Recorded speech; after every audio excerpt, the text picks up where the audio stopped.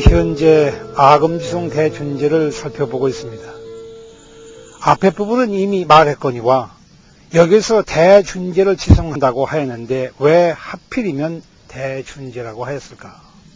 이 부분에 대해서 살펴보고자 합니다.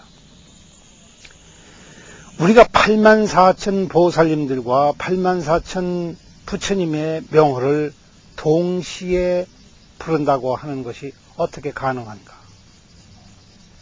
산을 보면서도 우리는 부처님의 이름을 부르고 있는 것이요, 강을 쳐다보면서도 부처님의 이름을 부르고 있는 것이요, 지금 친구와 더불어서 웃고 떠들다가도 부처님을 그 가운데서 뵙고 있는 것이며, 싸움질하면서 성내고 할 때에도 사실은 그 자리를 떠난 적이 한 번도 없다.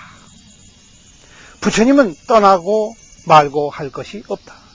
본래 계신 것이요, 본래 계시지 않기 때문에 있다 없단 말을 할 수가 없습니다.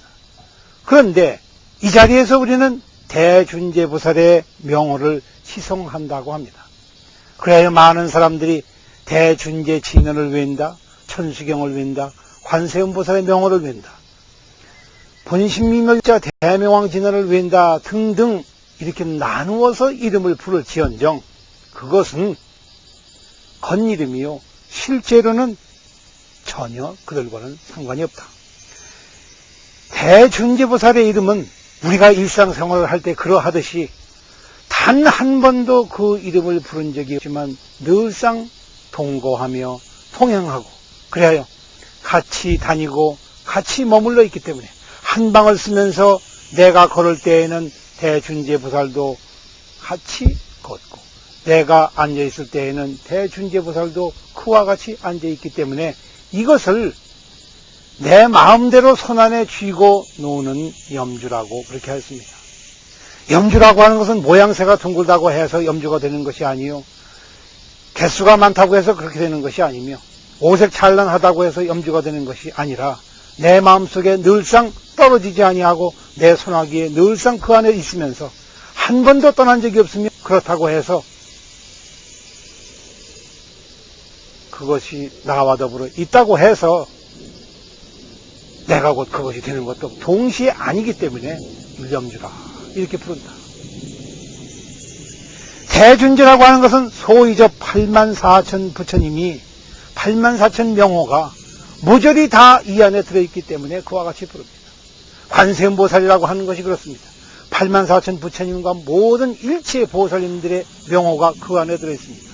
이를 관세음보살의 이름을 떠나서 준제보살의 이름을 떠나서 저들이 존재하지 않습니다. 떠나지 않는다고 하는 것은 둘이 본래 남이 아니기 때문에 그렇습니다. 왜 이러한 일들이 벌어지느냐 하면 나라는 생각이 없고 너라는 생각이 없기 때문에 그렇습니다. 나와 너라는 구별을 둘 때 이것은 부처님의 일이 아닙니다. 그리고 이것이 올바르다, 삿되다 서로 얘기하게 되면 이것은 옳지 않은 일이 됩니다. 왜냐하면 부처님 앞에서는 저러한 것들이 한 번도 존재한 적이 없기 때문에 그렇습니다. 그렇다면 여기에서 아금지송 대준제라고 하는 것은 내가 이제 대준제를 이와 같이 친이어 송하나니 하는 것은 그 내용은 바로 이 다음에 오는 개성들에 의해서 살펴지는 것이요, 지금까지 이와 같이 유도해온 것은 그 앞에 있었던 모든 것들이 다 이를 위해서 준비됐다는 것을 분명히 일러주고 있습니다. 눈으로도 볼 수 없고 귀로도 들을 수 없는 대준제보살의 증언은 바로 이 자리에서 시작된 것이요, 이미 지금 이 자리에서 왈가왈부하기 이전에 벌써 우리 손아귀에 들어와서 이미 염주를 돌리고 있는 것과 똑같다고 이렇게 살펴보아야 할 것 같습니다. 불자들은 이 점을 절대로 간과해서는 아니 될 것입니다. 이것을 놓치게 되면 결국 우리는 대준제보살을 놓치게 되고, 대준제보살을 놓치게 되면 관세음보살은 어디로인가 사라져버리게 됩니다. 관세음보살이 사라진 곳에 부처님이 계실 수가 없습니다. 부처님이 계시지 않은 곳에 이 세상이 있을 수가 없습니다. 법계가 있을 수가 없습니다. 왜냐하면 법왕이시기 때문에 그렇습니다. 법왕이라고 하는 것은 무엇인가? 여기에 주인인가? 종이 없는데 무슨 주인이 있을 것이며, 주인이 없는데 무슨 종이 있을 것입니까?